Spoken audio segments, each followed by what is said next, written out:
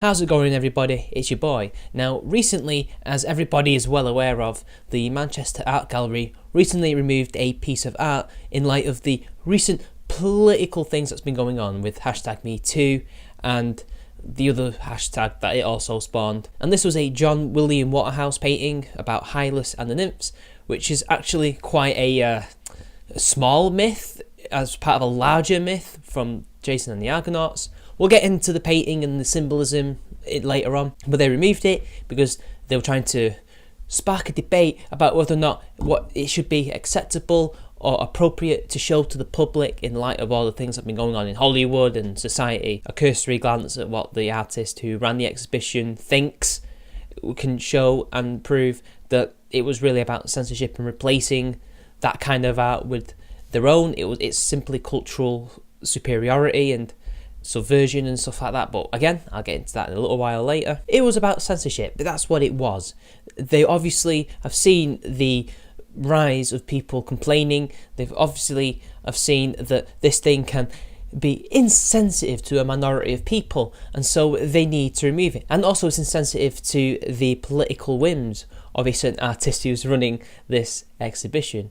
It's not an arbitrary reason why they picked this art and this artist in particular. Now let's look into the story. Let's get into detail and see what influenced this and their excuses. Manchester Art Gallery is taking down Hylas and the Nymphs by J.W. Waterhouse. Curator Claire Ganaway said there were tricky issues about gender, race and representation in the gallery, but we want to talk about that with people. She denied accusations that the gallery was censoring the 1896 picture. The decision has already sparked a heated reaction, however, with many on social media accusing the gallery of being puritanical and too politically correct. The painting was one of a number of similar pictures in a gallery area titled In Pursuit of Beauty, which Ganaway described as very old-fashioned because it depicts women as either passive beautiful objects or femme fatales. Ganaway told BBC News, "Views of history, views of art history, and views about representation have moved on, and the gallery probably hasn't in the way that it should have done. And it's not about saying these things can't exist in the public gallery, it's about saying maybe we just need to challenge the way these paintings have been read and enable them to speak in a different way." The decision was taken by gallery staff, with artist Sonia Boyce, and the painting's removal during an event on Friday was filmed to be made into a new piece of video art for Boyce's exhibition at the gallery in March. So that's their reasons to challenge this artwork. Well, firstly, this is 122 years old. We don't believe in the attitudes of that time anymore. What is there to challenge? We've already challenged those views, well, at the time and later on in the 20th century, only 4 years later. We no longer believe in that. So what is there left to challenge if we've challenged it and overcame it? Is it not just trying to appreciate a work of art as it is? Because Jordan Peterson came up with something really good. He said that in artwork, especially artwork made in totalitarian regimes, there is it's like a fight between propaganda and art. And in this case, it's not propaganda, it's cultural attitudes. Whatever his cultural attitudes may have been, it doesn't really matter. The point is there is a tussle. And over time, art wins. So in the end, all you really see is a nice piece of art. It doesn't matter who's made it. The point is, it's a very good piece of art. You can see the technique that was made in it. You can see how brilliant it is. In the end, it's the art that wins, the pure essence of it. And what we're seeing here is people clearly trying to inject their own politics and their own vision of what the Victorian era was like onto this painting and this artist in particular. And what I don't understand is, how does removing the artwork actually in any way stimulate this debate? Surely you need to actually look at the piece in order to come to your own conclusions, but they don't want people to come to their own conclusions. If anything, they're wanting to start a debate about things that they agree with. They want people to come out and say, yes, we should remove this artwork, we should not have this piece of artwork on display because it's insensitive to our values. Well, that never happened. But anyway, let's move on. Hashtag #MeToo impact. The decision was influenced by recent movements against the objectification and exploitation of women, Ganaway said. Well, the thing is, hashtag #MeToo isn't about objectification, and not in any way are these women in that picture, well, they're not even women, they're nymphs, they're not human, they're mythological creatures. The ancient Greeks, this is what it's based on. It's not just based on mythology, but also the artwork of the classical era didn't just paint women nude. In fact, they painted men nude. In fact, they painted men more than women. Although there is also, different eras, so like things were covered up, things were not covered up, but regardless, some of the greatest pieces of artwork influenced by or was made by Greek artists, sculptures, etc., employed the use of naked men, muscular naked men, like the peak of human physical representations. And apparently that's fine, but women naked is bad, apparently. We've talked a lot about the President's Club and Me Too campaigns, and it's a credit to those campaigns that they've had such an impact, she said. I would like to think, however, that even if those things hadn't existed in the wider world, that we would have still been encouraging this debate and discussion. Visitors have been invited to write their views and the decision on sticky notes and post them in the vacant space. Comments on the notes range from feminism gone mad to create or display art that reflects current ideologies alongside classical pieces. There is room for both. Claire Ganaway said, we want to see this as the start of a process, not an end point. But what we're not doing is censoring. So why are we removing it? To replace it with something new or to spark debate? It's better to show the painting and then bring people in, let them look at the painting and come to their own conclusions. It seems to me that as you remove it, you're trying to get people to say one thing about it, or you're trying to make out that your views on the world, that what you want takes paramount over that. It's like a removal of the old and in with the new, when really, as is the thing with art and music, and well, it's all art, the old and the new can coexist peacefully. This is killing any debate. There was a strong reaction on social media. Removing art due to political concerns is exactly censorship, wrote Gary Brooks on Twitter. I think you can spark a debate without removing the painting, said Ben Perkins. Professor Liz Pretterjohn, who curated a Waterhouse exhibition at the Royal Academy in London in 2009, told BBC News, this is a painting that people love, and the most ridiculous thing is the claim that somehow it's going to start a debate to take it out of public view. Taking it off display is killing any kind of debate that you might be able to have about it in relation to some of the really interesting issues that they might raise about sexuality and gender relationships. The Victorians are always getting criticised because they're supposed to be prudish, but here it would seem it's us who are taking the roles of what we think of as the very moralistic Victorians. Postcards of the painting have also been taken out of the gallery shop. The furore comes 2 months after two sisters started a petition asking the Metropolitan Museum of Art in New York to remove or at least reimagine the way it presented a painting by Balthus of a neighbour's daughter in an erotic pose. The museum refused to remove it, saying it wanted to encourage the continuing evolution of existing culture through informed discussion and respect for creative expression. And that's the thing. The Metropolitan Museum of Art in New York, of all places, stood their ground and did exactly what they should be doing, keeping the artwork up for people to come to their own conclusions about. And I think Professor Liz Pretterjohn is right. Removing this removes debate. Now, let's take a look at the actual myth, the history behind this. Now, this is an ancient Greek myth. It's actually a part of the Jason and the Argonauts myth. Now, I'm not talking necessarily about the film, because the film only shortens it and makes it all about him getting to the actual Golden Fleece. But the actual thing is an odyssey. It's a huge myth. And this is only a small part of it. Now, Hylas was an Argonaut. He was a warrior. And he was the assistant and lover of Hylas. Now what's interesting is this. Hylas and Hylas were male lovers. They were gay lovers. And this was a thing in ancient Greece, as everybody knows. But isn't that interesting? They're removing the artwork representing a gay man. So these people who claim to be all about equality have only gone and removed something of LGBT people. And Sonia actually references LGBT people later on in her reasons and justifications for removing the artwork. When Jason's boat landed on an island during his search for the Golden Fleece, Hylas was sent to fetch water for the camp. Finding a pool in a clearing, he reached down and put his pitcher into the water. Before he could lift his pitcher, he looked up to discover water nymphs encircling him. Drawn by his beauty, one of the nymphs reached up to kiss Hylas. The tale stops there and Hylas disappeared without trace. From that moment, it was said that Hylas searched the island for his beloved. In fact, such a time passed that the boat left without him. And this comes from a website which is actually about the artwork in question. And it says here, as with many of the romantic artists, Waterhouse has taken inspiration from classical tales of love and tragedy. In this case, the tale of Hylas and the Nymphs. Although this story is a rather small part of the legend of Jason and the Argonauts and their search for the Golden Fleece, it is nevertheless one of Waterhouse's most accomplished pieces. The artist never left any indication of why he chose this subject, although the natural setting, the nymphs and the women with mystery and power, are similar themes to those which appear in Wadhouse's other works, and are obviously something which appeal to him. Women with power and mystery, the natural world. If he was a chauvinist or a misogynist, why would he do such a thing? Why would he paint them with power? He's clearly not in any way painting these women, because they're not human, the nymphs, but we'll get into that, as powerful. If he didn't like women, he would paint them as submissive, as they keep claiming. But it's pretty clear these people don't understand the art. And we have a curator who should understand all of this backstory, yet clearly doesn't. I'm not even a fine art kind of guy. I'm a music, film, and gaming type guy. But even I can understand this. I can see it straight away that there's no real indication of why the artist picked this, because it really isn't that important in the grand scheme of Greek mythology.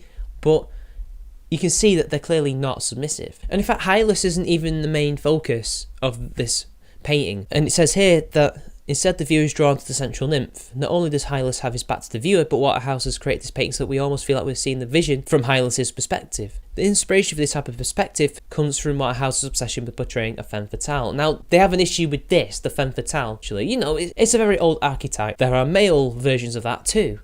But regardless, it's just art. It's representing a type of person. But anyway, let's get into nymphs, shall we? A nymph, in Greek and in Roman mythology, is a young female deity typically identified with natural features such as mountains, trees, and flowers, springs, rivers, and lakes, or the sea, or as part of the divine retinue of comparable god such as Apollo, Dionysus, or Pan, or goddesses such as Artemis, who was known as the tutelary deity of all nymphs. Such is the importance of nymphs to the sacred landscape of the Greeks that when in the Iliad Zeus summons the gods into assembly on Mount Olympus, it is not only the well-known Olympians in attendance, but also all the nymphs and river gods. Nymphs are often the mothers of heroes, as was the case for Achilles, Thamyris, and on account of the tendency of Greek males to become enamoured with their preternatural beauty and seductive charm, so different from the reserved and chaste wives and daughters of the polis or city-state. There are many prominent legends of their affairs with mortal men and gods, as with the tale of Echo and Narcissus, and the abduction of Hylas, Salmacis, and Hermaphroditus, and the legend of the shepherd poet Daphnis. Like Pan, nymphs within their natural habitat may drive mortals insane or insensate, known as nympholepsy, particularly at midday. Archaeological evidence suggests that the cult of the nymphs in the archaic period was a primary concern of the rural poor and focused on water sources, which only later became generalised and conflated with other fertility deities and their rites. In its earliest rural form, it was customary for anyone passing a mountain shrine to leave an offering, typically in the form of an animal sacrifice, such as a portion of a boar, goat or sheep, which preceded a meal. So as you can see, nymphs are a very important aspect of Greek mythology and religion. They're not this negative portrayal of women. In fact, in many ways, if it weren't for nymphs, we wouldn't have the great heroes, we would not have water, we would not have any of these things. They're an important part of the pantheon. To say that this is a representation of women as submissive, as purely femme fatales, is disingenuous. So anyway, let's move on to the artist's justifications for this. Our removal of Waterhouse's naked nymphs painting was art in action. Sonia Boyce. Every day in museums all over the world, paintings are put up and taken down.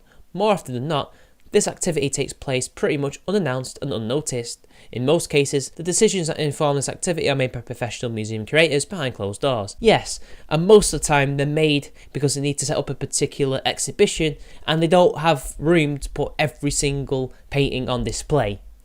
Not every painting is removed because of censorship. We understand that, perfectly clear, but that is a false equivalence. The recent temporary removal of Manchester Art Gallery of John William Waterhouse's 1896 painting Hylas and the Nymphs, which depicts Hercules' handsome male lover being lured to his death in the pond by 7 long-haired topless nymphs, peasant girls, was an attempt to involve a much wider group of people than usual in the curatorial process. The thing is, they're not girls, and you can clearly see that the man has not drawn girls, they're women. And Hylas was not led to his death, actually. If you actually know anything about the myth, he simply disappeared and Hercules couldn't find him. And the other guy who was with him, Polymephus or something he was called. In fact, Hylas had fell in love with them as much as they had fell in love with him, because both sides were equally as beautiful as each other, and he wanted to share with them the power and God knows what else. He didn't die. He simply chose to live with them. And you clearly didn't attempt to involve people. How does this in any way involve people in the curatorial process? Surely you would just put up, like, say, a list of paintings that could be used for a future exhibition, and you get people to vote online, things like that. That's involving people in the curatorial process.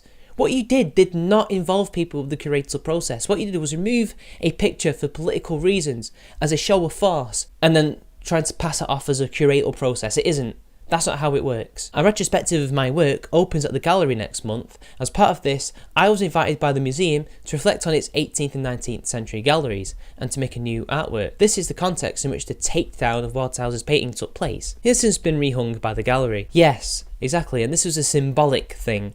This was to say, out with the old and in with the new, rather than let's have art and continue to evolve and it can all coexist. No. This is intellectual book burning. This is artistic book burning, and that's what you are, a book burner. It is well known that the vast majority of artworks held in public collections languish, hidden from view, in storage facilities. Space constraints are one reason, but curatorial choices also play a role. Would we call these choices censorship? Depends. Space reasons are not censorship, but a curatorial choice, if they think that that painting doesn't really fit with the exhibition they want to make and they want to remove that, that's fine, that's not censorship. But if it's influenced by #MeToo and your cultural beliefs, your political beliefs, because it doesn't reflect you, you do not like that painting for whatever reason, because it goes against what you believe, then yes, that is censorship. It is very rare that a range of museum workers, public events programmers, volunteers, blah blah blah blah blah, let alone visitors, are invited into a dialogue about what goes on or comes off the walls or why. But you didn't invite them. You removed it and then said, what do you think? Rather than say, hey everybody, this is a new exhibition. Should we remove this? Should we not remove this? Come and vote. Come inside and have a discussion with me. Let's have a sit down and a cup of tea. No, you didn't do that. That is not giving people a choice. That's not choice.